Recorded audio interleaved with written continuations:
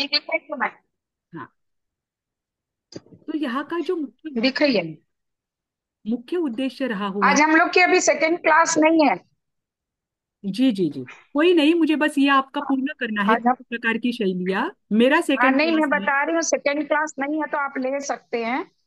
जी जी ठीक है। और मुझे आपसे बात करनी है, कब करूंगी ये बताइएगा। मेरी इसके बाद एक और एक क्लास होगी, उसके बाद फिर में हम कर लेते हैं। हाँ, जी। ठीक। ठीक है, अभी ओके मैम। देखिए। हाँ। तो मंदिरों के उद्देश्य का निर्माण, हालांकि मंदिर का निर्माण तो आध्यात्मिक कार्य के लिए ही किया जाता है, लेकिन अगर आप मंदिरों को देखें तो इन मंदिरों में ये भेद हमें देखने को मिलता है कि उत्तर भारत के जो मंदिर है वहां पर बाहर आपको श्रृंगार रस के और या वासना बढ़ाने वाले सौंदर्य प्रयोजनों को देखते हैं, वह वो आपको द्रविड़ शैली के मंदिरों में देखने को नहीं मिलता। मध्यकाल के कुछ द्रविड़ शैली के मंदिर बनाए गए हैं जिसमें उस नागर शैली की परंपरा का भी मिश्रण हमें देखने को मिलता है, पर मुख्य द्रविड़ शैली के मंदिरों में ये प्रयोजन नहीं था। उसके बाद है देवताओं का स्थान। मुख्य देवी देवताओं का स्थान जो है, अगर नागर शैली के मंदिर आप देखते हो तो उनके उनमें देवताओं का मंदिर या देवताओं की मूर्तियां मंदिर के अंदर ही होती थी। द्राविड़ शैली के मंदिर आप देखते हो तो देवताओं की मूर्तियां गर्भगृह में तो है ही, पर उसके बाहर भी आपको देवताओं की मूर्तियां देखने को मिलती है। मंदिरों के बाहर भी देवताओं को पाया जाता है। जैसे कि हमने कल दक्षिण भारत की गुफाएं देखी, तो गुफा के अंदर तो मूर्तियां है ही, मंदिरों के अंदर तो मूर्तियां है ही, लेकिन मंदिर के बाहर भी जहां पर भित्ति आदि आती है उसमें भी तीर्थंकरों की मूर्तियां आपको अंकित नजर आती है ना। तो ये द्राविड़ शैली के मंदिरों की विशेषता है कि मंदिरों के अंदर भी देवताओं की मूर्तियां होती है और मंदिरों के बाहर भी होती है। ठीक उदाहरण के रूप में आप ये उदाहरण नहीं लेना, ये तो हिंदू परंपरा के मंदिर है। उदाहरण के रूप में आप जो आपको जो ऊपर उत्तरी भारत और दक्षिण भारत के जो मंदिरों का वर्णन किया गया है उनको आप उदाहरण के रूप में देख सकते हो, जो जैन मंदिर है। ठीक। अब तीसरी है वेसर शैली। वेसर शैली में बस विशेषता इतनी है कि इसके कुछ भाग जो है वो नागर शैली के होते हैं और कुछ अंग जो है वो द्राविड़ शैली का उस पर प्रभाव होता है। मतलब वेसर शैली के जो मंदिर है वे दोनों भी मंदिर उसमें दोनों भी जो प्रकार के शैलियां है उनका मिश्रण होता है। ठीक। और आज मध्यकाल के बाद से जो जैन मंदिर बनते हैं वो ज्यादातर वेसर शैली में ही बनते हैं। ठीक। इसलिए उनके उदाहरण मैंने अभी नहीं दिए हैं इसमें। अभी देखिए, वेसर शैली का प्रादुर्भाव मध्यकाल से ही हुआ। प्राचीन काल में तो दो ही शैलियां थी, नागर शैली और द्रविड़ शैली, वो भी उत्तर भारत और दक्षिण भारत की अपेक्षा से थी। ठीक, वहां वहां के स्ट्रक्चर के अनुसार मध्य भारत में कुछ नागर शैली की विशेषताओं को लेकर और कुछ द्राविड़ शैली की विशेषताओं को लेकर कुछ मंदिरों का निर्माण हुआ, जो ना पूरी तरह से नागर शैली में आता है ना पूरी तरह से द्रविड़ शैली में आता है। वे आते हैं वेसर शैली में क्योंकि इनमें विसरण है। ठीक।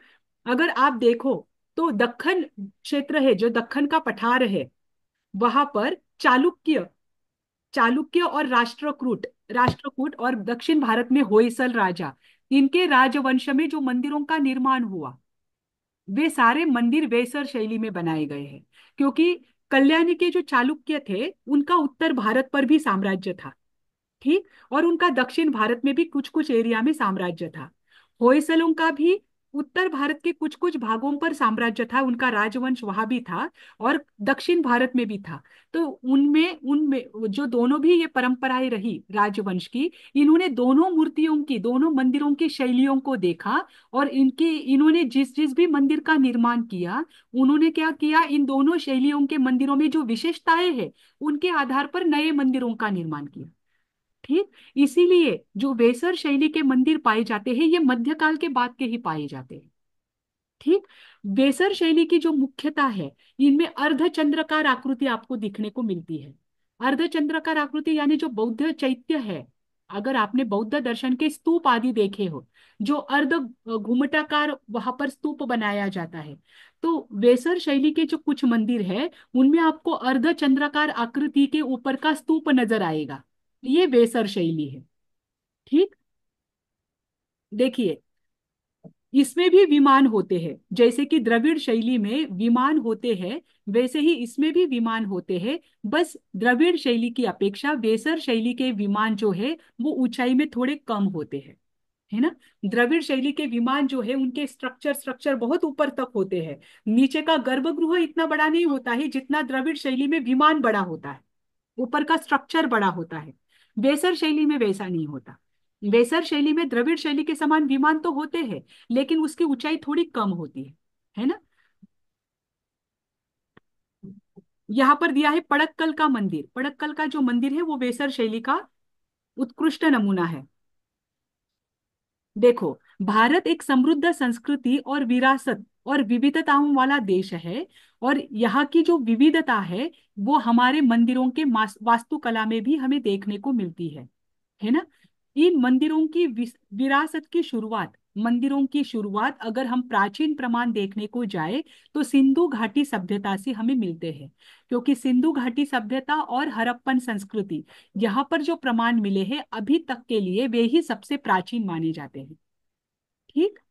भारत के जो भी मंदिर है, इन मंदिरों में हमें विशेष रूप से सांस्कृतिक परंपरा, उस क्षेत्र की रही हुई सांस्कृतिक परंपरा, उस क्षेत्र में रहा हुआ समाज, समाज की जो स्थितियां है वो, और उस समय की आर्थिक परंपरा या आर्थिक समृद्धि, इनकी झलक देखने को मिलती है।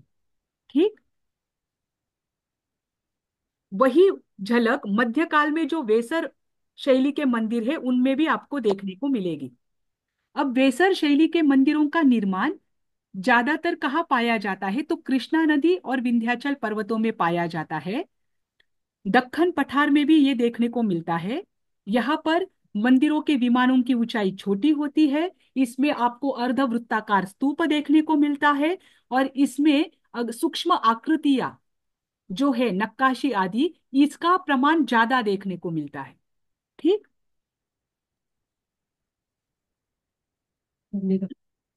ये आपको आगे का देने की जरूरत नहीं है। ये वेसर शैली है। अब वेसर शैली के उदाहरण आपको देखकर लाना है। ये मैंने अभी तक इसमें दिया नहीं है, वैसे तो मैं इसमें दूंगी ही जब आपको नोट्स भेजूंगी। पर वेसर शैली में कौन कौन से जैन मंदिर है और कौन कौन से अंग वहां पर पाए जाते हैं, द्रविड़ शैली में कौन कौन से जैन मंदिर है, एक एक ही भले ही लीजिए आप, और उसके कौन कौन से अंग है, और नागर शैली में कौन सा जैन मंदिर है और उसके कौन से अंग है, इसका अध्ययन आपको आज करना है। ये आपको 12 मार्क का प्रश्न रहेगा। ठीक। इससे संबंधित कोई डाउट है? 12 मार्क मैम का बेसर पूछता शैली हूँ के मैं। अंग और जी। क्या बोला आपने? बेसर शैली के अंग और कौन वेसर से? शैली का आवाज कौन आई सा, नहीं। एक ही जैन मंदिर लेना। वेसर शैली का ओके। जैन मंदिर कौन सा है जो आज वर्तमान में उपलब्ध है, और वेसर शैली की क्या विशेषताएं उसमें है, कौन कौन से अंग है, जो मंदिर के अंग होते हैं ना, वो वेसर शैली में कौन से हम्म। अंग पाए जाते हैं। फिर द्राविड़ शैली हम्म। का एक कौन सा जैन मंदिर है, और वो द्राविड़ शैली का कौन कौन सा अंग उस मंदिर में पाया जाता है। और नागर शैली का कौन सा जैन मंदिर वर्तमान में उपलब्ध है, और नागर शैली के कौन से अंग उस मंदिर में पाए जाते हैं। ऐसे 3 मंदिरों के बारे में आपको लिखना है जो 3 शैलियों से संबंधित है। मैम एक दिन आप क्लास में एक बार क्वेश्चन पेपर हम डिस्कस कर सकते हैं ना, जी जी, वो तो जो आपने होने दिया ही है। वाला है। जैसे ही आपका पोर्शन में कंप्लीट कर दूंगी, उसके बाद हम डिस्कशन एक एक दो दो प्रश्न के अनुसार करते ही जाएंगे। अच्छा, कंप्लीट करके करेंगे, अभी तो बाकी है ना पोर्शन लेके। एक 4th यूनिट बाकी है और तीसरा यूनिट भी बाकी है थोड़ा। 4th यूनिट तो जल्दी हो जाएगा, उसमें तो बस हड़प्पन हाँ। सिविलाइजेशन है, सिंधु घाटी अच्छा, सभ्यता है, नहीं जो दूसरे यूनिट देश हो के गया था मंदिर है। उसके क्वेश्चन। नहीं, वो तो जल्दी, ये भी आगे का सब जल्दी हो जाएगा। अब कोई दिक्कत नहीं है। ये 8-10 क्लास में आपका हो जाएगा पूरा। बस नहीं, मैं आपका अभी। सोच रही थी जो पोर्शन हो गया है उसका अगर हम लोग डिस्कस क्वेश्चन आंसर कर हाँ पाते नहीं, तो वो थोड़ा थोड़ा डिस्कस तो काम हम आगे करेंगे बढ़ता। ही, लेकिन उसके पहले मैं चाहती हूँ कि जो इंग्लिश वाले नोट्स है, ये एक बार मैं एटलीस्ट 2 यूनिट सेंड करूँ, ताकि अगर इंग्लिश में भी कोई प्रॉब्लम आती है तो वो साथ में ही डिस्कस हो जाए। अच्छा। है ना। तो क्योंकि हिंदी के नोट्स तो आपको चले गए हैं, इंग्लिश के नोट्स हाँ। अभी तक नहीं गए हैं। हिंदी के भी मेरे हिसाब से 4थे यूनिट के मैंने नहीं दिए हैं आपको, दूसरे देश के जो मंदिर है वो नहीं दिया है अभी तक। जैन मंदिर जी। दूसरे देश में जो पाए जाते हैं उनका मैंने आपको अभी तक दिया नहीं है, क्योंकि वो मुझे हाँ। थोड़ा कम करना है। और हाँ थोड़ा चेंज भी करना है। हाँ। तो मैं पहले 2 यूनिट इंग्लिश वालों को ओके। दे देती हूँ, उसके बाद हम डिस्कस कर सकते हैं, तो एटलीस्ट 2 यूनिट तो डिस्कस हो जाएंगे। हाँ। ठीक। मैम ये जो अभी पढ़ा रहे हैं इसके नोट्स दिए हुए हैं क्या? नहीं नहीं, ये नोट्स नहीं, आपको मैं बना रही हूँ, ये आपको जो अलग से बना पढ़ाते के हैं दे उसके रही हूँ। बाद। वो उसकी ना किताब आपको शेयर की हुई है, पर उस किताब में शैली के बारे में विशेष रूप से नहीं बताया है, इसलिए मैं वापस आपको नोट शेयर कर रही हूँ। मतलब ये बना आपकी ही बनाई हुई, यही आपके लिए ही बना रही हूँ, यही इंग्लिश में ट्रांसलेट करके दोनों साथ में दे दूँ। कौन सी किताब बोल रहे हैं मैम? कौन सी किताब शेयर स्थापत्य की और है? कला आपको शेयर की हुई है, उसके कुछ एक पूरी किताब भी हाँ है, हाँ हाँ पर हाँ वो हाँ, तो उसमें हाँ। नहीं है ये, इसीलिए ये अलग से बनाना पड़ रहा है। हाँ, और ये ओके। 12 मार्क के हिसाब से तो उसमें बिल्कुल नहीं है। हाँ ठीक। हाँ। तो ये मैं आपको, ये आपके लिए ही बना रही हूँ, तो आपको मैं शेयर कर दूंगी। जी। ठीक। मैम एक रिक्वेस्ट है मैम, लास्ट 3 क्लास की रिकॉर्डिंग अपडेट कर दीजिए ना मैम। ठीक है ठीक है, मैं अपले कर देती हूँ, आज मुझे समय मिलता है तो आज कर लेती हूँ। पहले तो मेरा टारगेट तो आज ये है कि आर्कियोलॉजी के इंग्लिश के 2 यूनिट में आपको एक बार भेज दूँ। वो एक बार भेज दिया ना जी। तो मैं अपलोड कर देती हूँ, कोई दिक्कत नहीं, कल संडे है वैसे भी, मैं बैठकर अपलोड कर सकती हूँ, और डाउनलोड करके मुझे अपलोड करना रहेगा, तो वो डाउनलोड करके मैं अपलोड कर देती हूँ। थैंक ठीक। You ma'am. जी। चलो आज के लिए जाते हैं। आप सभी को सादर जय जिनेन्द्र। जय जिनेन्द्र कृतज्ञ मैम, मैम। जय जिनेन्द्र। जय कृतज्ञ जिनेन्द्र। मैम, कृतज्ञ।